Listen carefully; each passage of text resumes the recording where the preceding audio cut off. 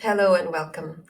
My name is Tonya, and today I'm going to share with you my story of unlearning and becoming more true to who I am today in business and in life with human design.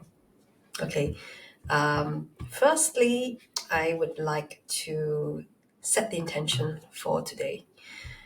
And it's not really so much of my intention to share with you anything and everything to do with human design because if we were doing that today, we would not be here for just a short amount of time. It is quite a rabbit hole, human design, with lots of information everywhere. And I just decided to focus on certain things in human design for tonight. Right. The main aim tonight is really to share with you my personal experience with human design and how it's benefited my own personal growth journey in life and also in business. Now, I would say in business with a bit of a caveat here as well, because this is not the kind of talk where I tell you how to get more clients or how you can best put yourself out there in the world. It's really more of how human design has helped me with a very internal journey for myself. Okay. I guess the thing is where I'm coming from as well is because I used to work for other people, right, as a corporate worker in the corporate world. And coming out as an entrepreneur, as a solopreneur, I think that's brought to me lots and lots of lessons along the way because I'm all on my own. There's nobody I can blame but myself. I can't blame my boss. I don't have to work with colleagues. I can work with clients and I can choose which clients I want to work with. But at the same time, this business is all mine. So all the stuff that comes up is also mine. All the shit that comes up is also mine. So this has really been quite a journey of learning how to own things and, yeah, grow basically. So, another highlight I wanted to share with you is I have no certifications in human design. I have gone for courses, I have read many books, and I have done lots of human design charts with people, as well as the clients that I've worked with astrology and human design. So I've blended in human design into my practice. I don't necessarily use it as a standalone coaching tool right now, but yeah, it's not really about me trying to sell you any programs or anything tonight. It's really more for sharing how I use it, what I've experienced with it, to spur you on your own journey as well with human design if you're curious. Okay, so that was my intention there. So now we move on to who I am. Who is Tanya Shaw? I'm actually first and foremost very big on spirituality. Now, I'm not talking about it in terms of what religion I'm in, because I can't seem to define what religion it is that I'm in. I believe that there is a force and there's the universe around, and there are certain things that are not within my control. But I am also not really talking about things like channeling or angels or, crystals or anything like that. It's really, for me, spirituality is a way to get my own self, to know myself better, right? To know what's really at the essence of me, rather than all about channeling and talking to other beings or anything like that. Don't get me wrong, it's not that I don't believe in that, but for me, this is what spirituality means. It's personal growth, it's coming back home to who I am without all the conditioning. So, what I do with my clients is I do personal branding with astrology and human design together. And the reason why I do it is because I've come across many people where, I've got people asking me for recommendations for a therapist, a coach, or a healer. And I think a lot of the time I find it very difficult to just send them the Instagram handle or the website because there's really nothing there, or there's very little that tells you much about that person.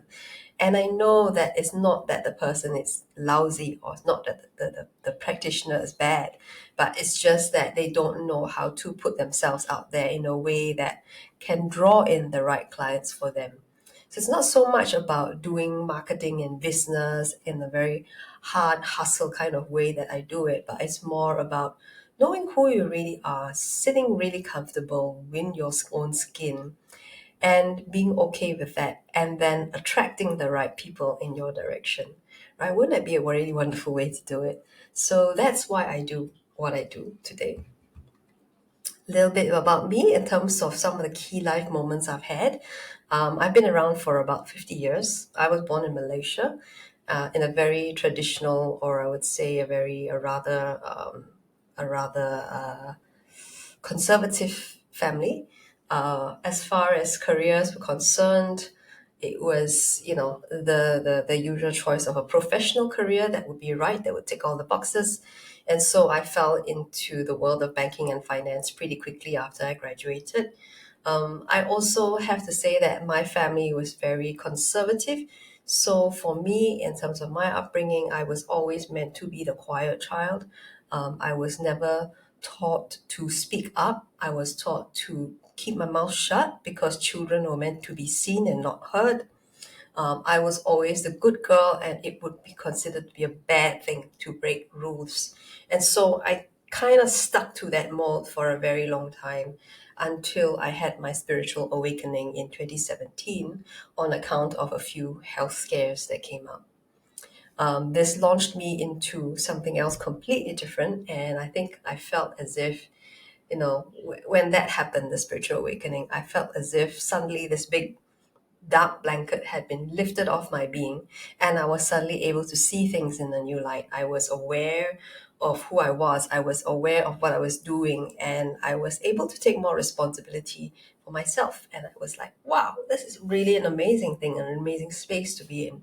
Why not delve down and go down deeper into all of this? So I launched into understanding all, kind of different kind of healing modalities. And I discovered something called body talk, and I discovered craniosacral therapy at the same time, and got trained in those two and launched my first business back in 2018. um, and yeah, I mean, I guess I spent a lot of money in that, getting to know those healing modalities. But I think come 2020, when COVID came, it became very difficult for me to do business because I couldn't see the clients. And I think that was like during lockdown when I discovered this passion for astrology, and I went that way instead because it really lit me up. I discovered so many more new things about myself as well as a person, my psyche, my motivations, and all that. And I started reading charts for people. Um, Unfortunately, I had breast cancer in 2021, so I had to take a break, just a short break, to recalibrate. And that sort of made me kind of rethink where I was going, in terms of my direction with that healing business of mine. And I think I realized over time that I didn't want to do it anymore. And so I found that this other thing called astrology and human design and helping people with their business, their work, their careers was something that totally lit me up. And that's why I decided to set up this business officially in 2022. And that's where I am today in 2024, refining my way along, myself along the way. So, what is human design, you might wonder? Now, okay, before we get into that, this is a QR code. You need to take your camera, scan this, to fill in all your birth date, birth time, and birth city so that you can generate yourself a free human design chart. Okay. If that QR code doesn't work, you can use the URL down here. It's www.tonyashaw.com/free human design chart. So I'll pause a little bit as you guys start logging in and getting your human design charts. Okay, so what is human design? All right, in my words, it is an energetic blueprint for your potential in this world. Why do I say potential? Um, Maybe your human design chart doesn't actually show who you really are today, because this is a result of many different factors like your experiences, your relationships, your what you've been taught in school, right? All your life experiences kind of, I guess, color the lens through which you function right now, and it may not be 100% of who you are right now. So it's just a potential. Human design also shows you how you interact with the world. So it's more about energy and how you affect the world around you, and also how you are, in fact, impacted by the environment around you. It's not really so much of an intellectual exercise of knowing things with human design, although there's lots to know. I would say human design is different from astrology in the sense that it's more practical. So maybe you learn a certain thing from your human design chart, like authority. And maybe what you can do is, rather than accept that authority that they are saying is correct for you is something that is true, you might want to just take it and experiment with it and see where you go with it. So that's what I like about it, because it's more of an experience, it's more of an experiment that you try and try and try and see how things work for you, rather than, okay, this is the thing that works for you. So it's not dogmatic, right? I think some people may end up putting themselves in boxes as a result of this, but it's really not meant to keep you boxed into a particular definition or anything. It's just a guideline. If you think about it, it's a suggested framework for working in. Okay, you don't have to take everything that human design says is true. Okay? All right, so now that we've got our charts, we move along to the primer. So this is the human design body graph chart.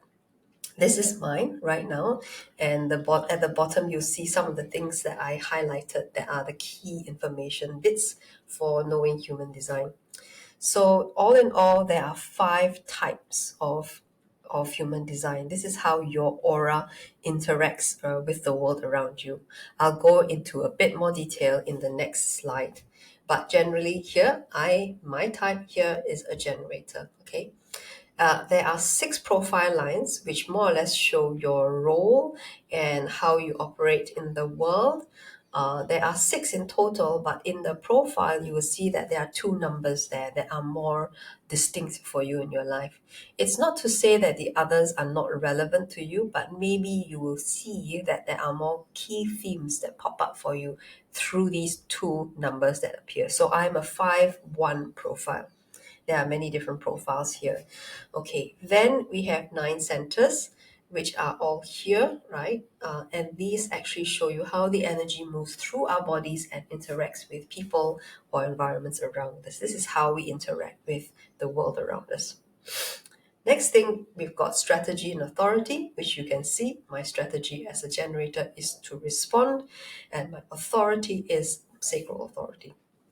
I'll explain that a little bit later on, but this is just to help you to understand an overview of what you're looking at.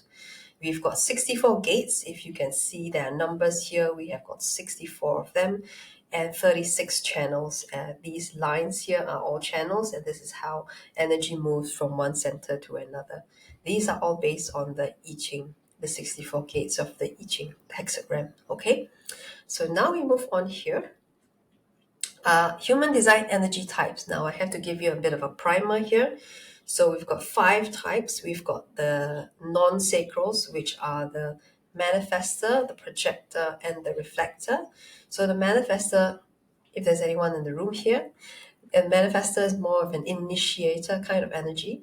If you step into a room, you're very likely to be noticed, as in people will probably notice that you're around. It's like this energy of a visionary who brings like very creative and very, I say, out of this world sort of ideas into the world. And what you're here to do is to initiate and inspire other people into action based on those ideas that you have. So you may not have consistent energy, and as a result, you work in bursts of energy, but you're also extremely efficient, so you can get things done a lot faster than a lot of other people. Okay. As a projector, you have a very focused aura. You're able to see into other people very clearly on a one-to-one basis, and you're the kind of person who can kind of sift through all the noise and see and pinpoint exactly what the problem is. Okay. The only thing is, when it comes to imparting your knowledge with people, you have to wait until you're actually invited to give your opinion on some things. Otherwise, it may backfire on you, and people may not actually have wanted to hear from you. I think a lot of this as well sometimes with projectors is because they haven't actually fully recognized their gifts. And so it shows up in the world. It may show up in the world as rejection as well from the outside world. So I guess sometimes a point to think about this is, are there any parts of you that maybe you are internally rejecting, which is why it's popping up as, I don't want to hear your opinion in the world, right? Could be, right? Okay, so the next one we move into is reflectors. So, oh, I forgot. Manifestors form about 9% of the world's population. Projectors form about 20% of the world's population, and reflectors are unicorns. They form only 1% of the world's population. They have completely, I would say, open auras, and they're designed to sample many different experiences in the world, many different feelings, many identities, many different rhythms throughout their life. So they basically come up like a barometer to mirror back to the world what's going on, not by saying anything necessarily, but just by being themselves. So think about it as like someone who maybe is able to see what's healthy and what's not with a very undefined spleen center. They're able to know what's healthy and what's not after they sample many different energies of what's healthy and what's not, right? And the last one I'm going to is the generators and the manifesting generators. So these two form about 70% of the world's population and are the majority. Um, Generators are different from manifesting generators, and I will show you the difference now. So, generators are here to basically work hard to kind of build and to get things done through mastery. So, it may take them a long time to get to where they feel they are have mastered something. They always need to feel satisfied with the work that they do, and they might need to go with what lights them up. They may also take a step by step sort of approach. For me, at least, I think that's how I've had 20 years in banking. It was basically a very slow progression that I went up the ladder and eventually became pretty well versed in what I was doing. Manifesting generators, on the other hand, are like, I guess, multi-passionate people. So they're not likely to focus on like one topic, right, at one time. Although for me as a generator, I generally have many different subject areas as well that I'm interested in. So I would say I'm still kind of multi-passionate, but manifesting generators probably are even more multi-passionate than me. They're pretty dynamic. So, in terms of the way they learn, the way they do things, they're not likely to just go straight on with step 1 through 10. You will see them skipping steps and making mistakes along the way because that's their process. That's the way in which they learn how to do something more effectively or efficiently. And they're here to kind of challenge the boundaries, challenge the norms, right? And not really be kind of boxed up in a definition. Okay, so these are the five different human design energy types. And now I'd like to go on to something called deconditioning and unlearning, which is the main topic for my evening as to how in the world was I able to use human design as a compass, as a framework within which I could work to identify the areas that I was conditioned in my life. So, what is conditioning, right? I know what deconditioning is, but what is conditioning? We use this term a lot of the times in human design because we refer to it as, say, imagine if you are a baby, right, and you're born pure. But as you go through life, you have many different experiences that shape your idea of what's safe and what's not safe for you, that shape your idea of what's good and what's bad, right? You have parents telling you things, you have teachers, you have colleagues telling you things. And some of these things you have taken on to be the truth for you. So maybe some of these things actually don't hold so true anymore for you, and maybe you can let go of yourself. One of the things that you can notice as well is when you should yourself, like, I should do this, I should follow through, this is good and that is bad, right? It's when your mind takes over, right, and you make decisions through the mind and not with the entire body. So it's when you kind of disconnect from your body as well. And that's what I mean by conditioning. It usually involves, I would say, a lot of shadow work. What I mean by shadow work, as in kind of like, sometimes maybe there are certain traits about myself that I know are not helpful. I know that are maybe not the best when it comes to me in relationships, or not very helpful or healthy for me. And it involves going back and looking at the shadow itself and being curious about where in the world it came from and what it was trying to do for me at that time. And I realized that now it's not so helpful to hang on to it anymore. And maybe I need to work with it and to find out whether I can let it go, right? Whether it's ready to be let go, whether it's ready to be acknowledged. In fact, sometimes we don't even want to acknowledge our shadows because we don't want to, we only want to see the good stuff and we don't want to see the bad stuff. And I think it's sometimes is in acknowledging that there are actually two sides to us, right? That we actually become whole, because you cannot see only the good stuff, only the positive. You have to see both sides of the world. So for me, at least, how it's worked in with human working in working with human design is really that it's helped me to identify the areas in which maybe I might have subjected to my or might be subjected to conditioning. I've used many tools, like journaling, like doing visualization techniques, or what my friend calls mental alchemy. A lot of working with my body and coming back to what my body wants to tell me as well.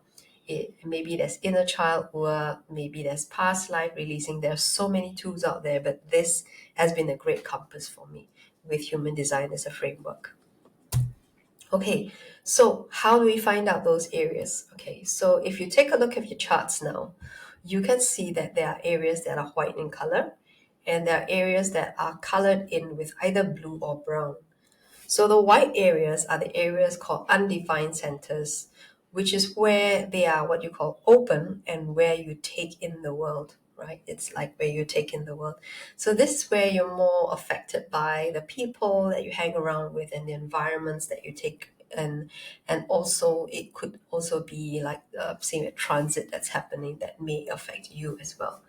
So these are the areas, as well as the white channels that you see, are the areas that you are more susceptible to conditioning from the world around you. This is where we tell ourselves the shoulds. Okay, so this is also a wonderful thing. It's not a bad thing, it's just what it is. It's also an opportunity for you to experience a whole range of energy. So this is where you take in the energy and you amplify it. So the energy itself may not be on a scale of 1 to 10, 5. You may experience it as a 10, but actually the energy is a 5. So that's what I mean by amplifying something. The defined centers, on the other hand, are what you call where you experience energy more consistently. So it's kind of more, imagine like a flat line. It's just happening there all the time, and you have tons of it going through your centers. So it has a certain kind of a fixed quality to it. And this is where you can actually use this center to influence others, right? So, for example, I've got a defined sacral center, and I am able to help people to get shit done, because if they have undefined centers, white color centers, I can come along and actually let them borrow my sacral energy to get stuff done. That's how it works with human design. Okay, so now I was talking about the sacral center and the difference between sacrals and non-sacrals. So the non-sacrals are the manifestors, the projectors, as well as the reflectors. So with that, you have an undefined sacral center, which means that the energy here is inconsistent when you're on your own, right? When you're not hanging around with anybody, you're more likely to feel more maybe relaxed or more chill or more tired. And the key here is to give yourself permission to rest, because you don't have a consistent flow of energy. It may go up and down, it ebbs and flows all the time. So without having this nice consistent energy, and because when you hang around with other sacrals, what's going to happen is that you may be conditioned by that other sacred energy to say, no, hey, I actually have this energy to get stuff done. How come I can't do stuff done on my own, right? And you might end up placing a lot of pressure and shaming yourself for not having enough energy to do things. So the thing is to know that this energy is not meant to be there all the time, but what you're able to do is use your energy much more efficiently, much more, way more efficiently than a manifesting generator and a generator is able to. So that's one thing about the undefined sacral. Now, if you've got a defined sacral like me, you have energy, plenty of energy, only if you are lit up by something, only if it excites you. And if it doesn't excite you, and if you still say yes to it, your gut may complain, okay? And maybe the rest of your body will complain as well. But it's one of those things where you actually go with your gut instead of going with your mind. So the thing about us with defined sacrals having lots of energy is that because we take it for granted that we have energy, we may tend to say yes when we actually want to say no. And I've done this a lot of times in my corporate work, even in my business. I've actually taken on things that I really should not have said yes to, but I said yes, right? So there you go, the sacral center. And I think one of the other things you have to note as well is when you're working with someone who is a non-sacral, be careful that you're not shooting them into working hard, because other people may not have this kind of consistent marathon kind of energy that you have. They might have sprinter energy, but they'll get from point A to B a lot quicker, but you will get it slower, but you will get it in a more consistent way. So that's the difference. It's not any bad or not any good, but in general, we are living in a generator world where people say that consistency is the best thing ever. And I think this is where we probably shoot ourselves a lot more than we should be. Well, think about it, right? It's like it's not really energy it's not really a right or a wrong thing. I mean, if you both actually get the thing done, but just in a different way or in a different rhythm, who's to say, what's right or what's wrong? Okay. Um, the next biggest thing I will have to say of conditioning for myself was the heart center. I know they like to refer to this as the ego center, but I prefer to talk about it as the heart center. This is where willpower, self-esteem, self-worth, self-confidence, and self-conviction come in.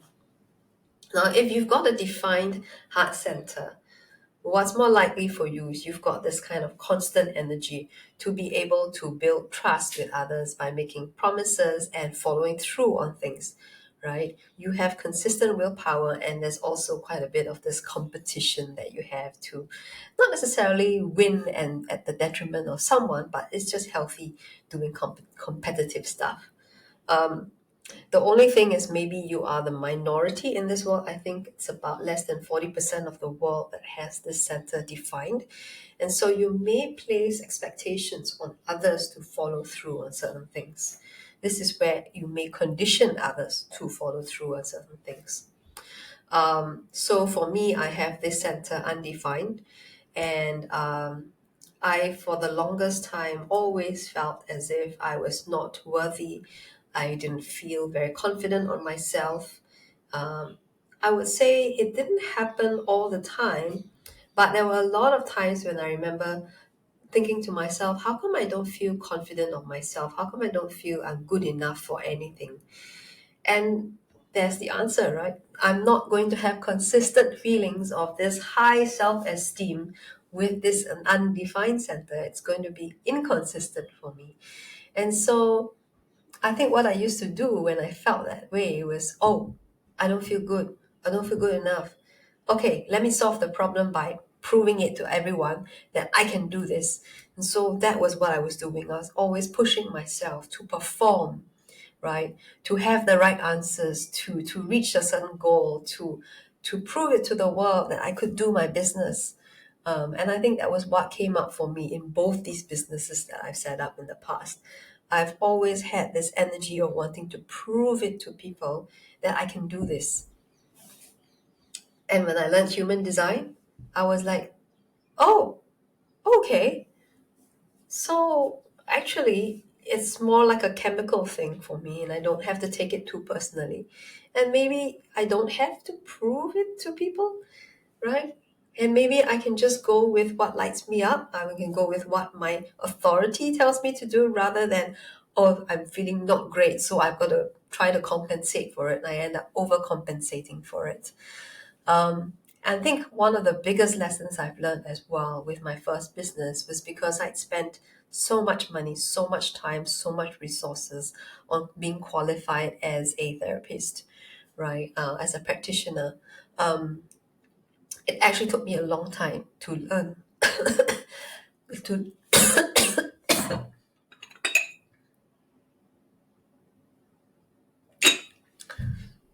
so it actually took me a long time to learn how to let that go, right? Because through the heart center, I was conditioned that I had to follow through on this. If I've spent so much time, so much money, so much resources on these courses in alternative healing, I should finish it. I should become the practitioner. I should make a business out of it. I need to get a return on this investment.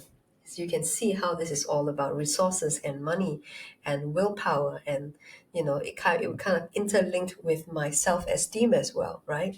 So because if I tell myself that I'm not going to follow through with it, then I'm going to be considered to be a failure, right? So it took me many years to process all of this because I felt bad. I felt very guilty for not following through. But I think what I realized then is that it was not for me to follow through and to become the practitioner and to make my business successful because it didn't light me up anyways, right? Being a practitioner and after having so many sessions with clients, it just didn't light me up. I just realized that maybe what I had to take away from this lesson with the first business was a lot more in terms of my own, I guess, my own self worth, a lot more of standing my ground, a lot more of letting go of all these shoots. And I did learn a lot about the body. I did learn about how not to be my role models, how not to give my power away to people. I learned so much about how it was to set up a business and to make certain mistakes about business. I learned about marketing and how marketing should not be done, right? I learned so much about myself over there in that first business. And I think I've got to give this particular heart center credit for, helping me learn along the way. Okay, now I'd like to move on to the solar plexus, and I love this center so much because I actually had so much healing through this center as well. So this solar plexus is about emotions, is about passion, feeling, mood, sensitivity, right? And when you have this defined in your chart, basically it means that you are an emotional person and you need to give yourself time to feel all the feels. Especially if you're faced with a decision, it's not the best thing to make a decision on an emotional high or low. It's good to let yourself ride the wave of emotion before you come to a calm and clear decision. It will usually feel like clarity when you make that decision, but not 100%, probably about 80% clear for you. So what happens is that sometimes you can cave into this pressure to make the decisions on the spot because most generators have a sacral and they can give you a binary yes no, whereas people with this center colored in are not meant to make decisions on the spot, right? They are usually not very aligned for you. And I'm talking about big decisions, not the everyday to day sort of decisions. Now, when you have this undefined, as I did, you will take in everyone's emotions around you, especially the ones who are close to you, and amplify that. Okay. But when you're alone, you might feel more neutral or not. You can experiment with it and see. What happens though is that you may avoid emotions at all costs, like I did. So basically, I'm a very sensitive person, and when I used to face very difficult emotions, I would shut them down. Uh, for me, how I shut them down was I would avoid them at all costs. So if I was with someone and I knew that, and I basically didn't want to rock the boat in any situation whatsoever, so I would try to make sure that everyone has what they want and forgo my own needs, because I was just not willing to face those difficult emotions. I didn't like to see people upset. I didn't like to see people angry. I didn't like to see people cry.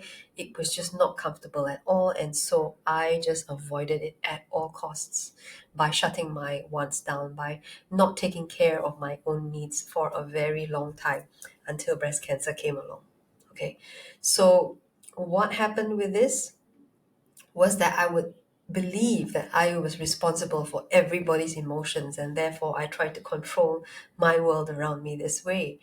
And I think um, also what happened was I would try to solve problems, right, in order to like placate others and make sure that I just didn't have to, I just really didn't want to be facing all these difficult emotions around me. So I think what happened here was that I realized this now with human design, and it's especially being able to point all of this out. And I started to notice myself in situations of when I see someone who's angry, and I started to slowly dip my toes into that and slowly be okay with people getting angry, because I realized it wasn't my responsibility that someone was angry. They were just angry. And it was just probably something that triggered them, but it was not 100% on me to make sure that they don't get angry. Okay. Huge lessons for me. And I think this is something that I shut down.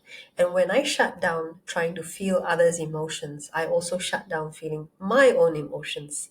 So when I opened it up to start feeling emotions around me, I actually started feeling my own emotions at last. And I think that's when it became much clearer to me how I was feeling. And it used to take me years to figure out how I actually felt about something. Now at least it just takes me a few minutes before I know how I feel about something, right? So I think that was my own my trauma response to things. When it comes to fight or flight, I just froze. Actually, not even flight. I froze.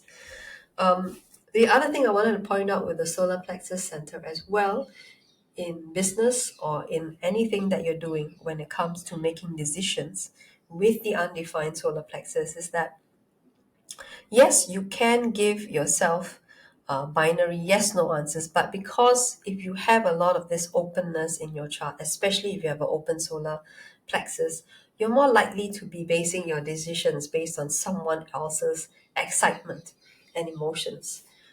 It happens to me. It happened to me a lot of times before.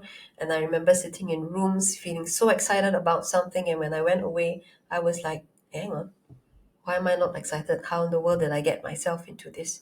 And I remember getting into a program, right, about marketing, and it involved like thousands of dollars, right? And I was just given a few minutes or maybe an hour to make a decision on whether I wanted to come into that program or not. And I did, based on an emotional high, which I thought was my sacral. But turns out it was the emotional high from around me, because these people use emotional highs to market their program to you. So, yes, the marketing 101, please don't use emotional highs to market people. At least, please don't try to make them make decisions on the spot. Don't pressure them into that. So, I would never pressure anyone into making decisions on the spot in my business right now, because this is like a weakness for all of us. It's probably better to go away, to think about things, to let yourself feel the feels before you make a decision. So, this is one of the things that I've learned in business as well.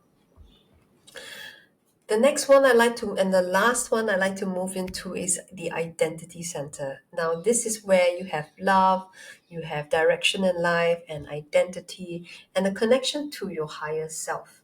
Now, if you have this defined in your chart, you're more likely to have a consistent energy going through this, so you have a more reliable sense of who you are. Even from when you're young, you're more likely to know who you were. The only thing is, maybe as a result of conditioning or fear of rejection or the openness from your other centers, that may get you to shut down knowing who you are. So it may be a case of just peeling away some of those layers of conditioning to come back to who you really are. So you're more likely to have a natural sense of direction in terms of where you're headed in life.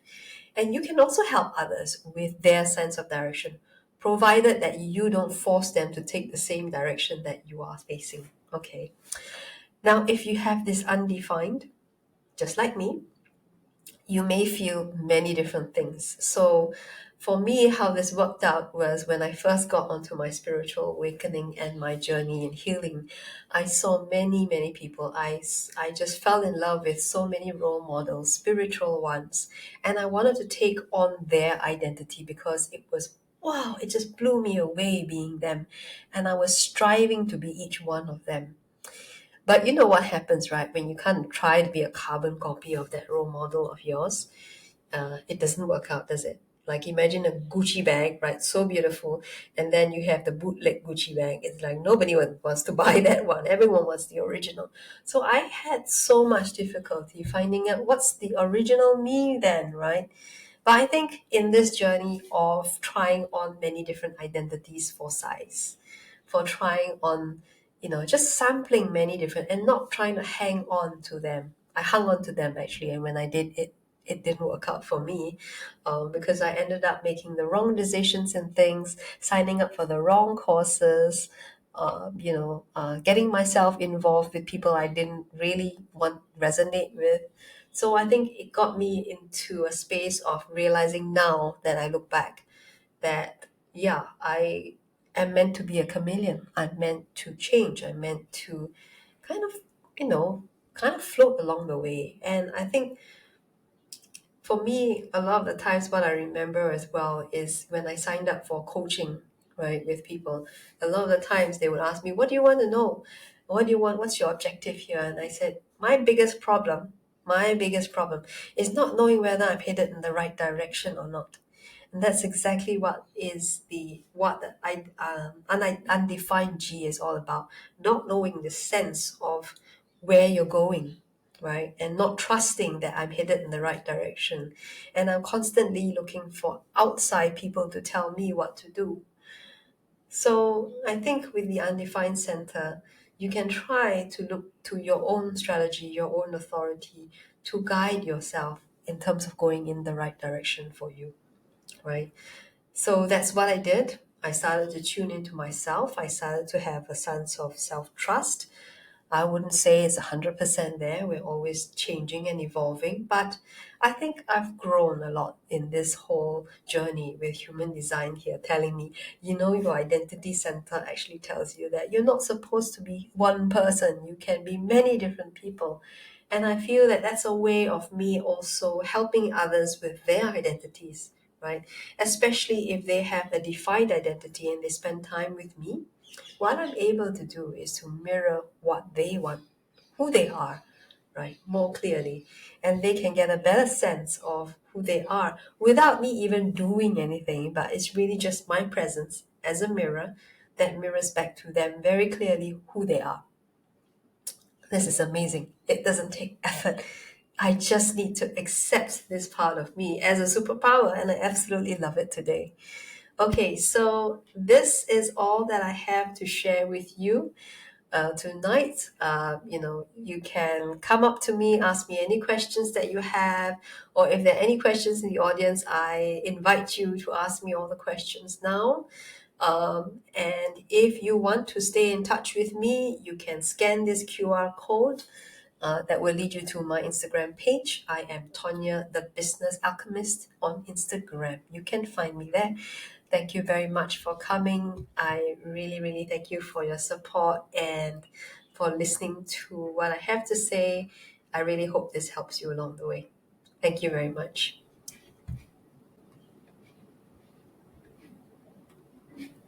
And that's it. Bye for now.